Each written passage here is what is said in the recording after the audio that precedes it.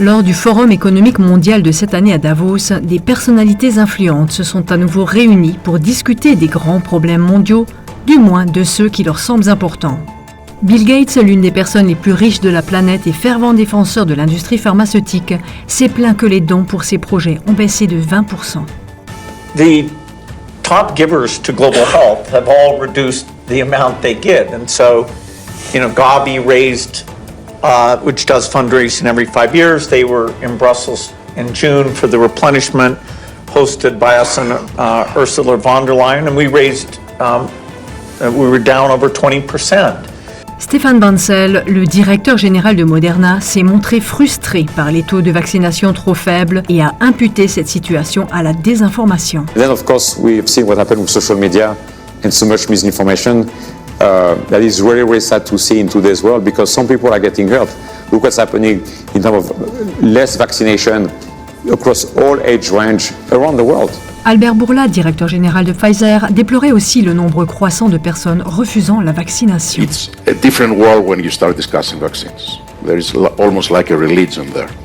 So I'm very concerned, very frustrated.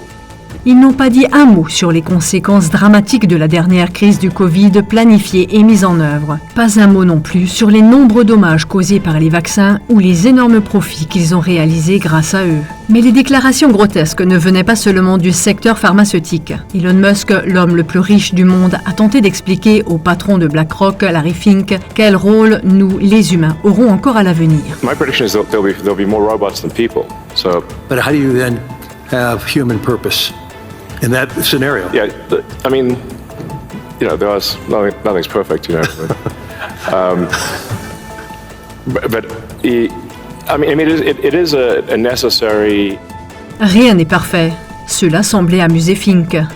Mais ne vous laissez pas tromper par toutes ces discussions. Il faut se concentrer sur ceux qui tirent les ficelles en coulisses. Lors de la 22e AZK, le fondateur de CLA-TV, Ivo Zazek, a montré le rôle central que joue la franc-maçonnerie de haut rang dans l'actualité mondiale. J'invite donc tous les habitants de la Terre à mener une enquête approfondie en ce jour. Il s'agit de vérifier si tout ce qui a été mis en lumière, si ces indices constituent ou non un réel danger mondial. Et nous parlons aujourd'hui de la bouche des pères fondateurs et de toutes sortes de francs-maçons de très haut grade en personne.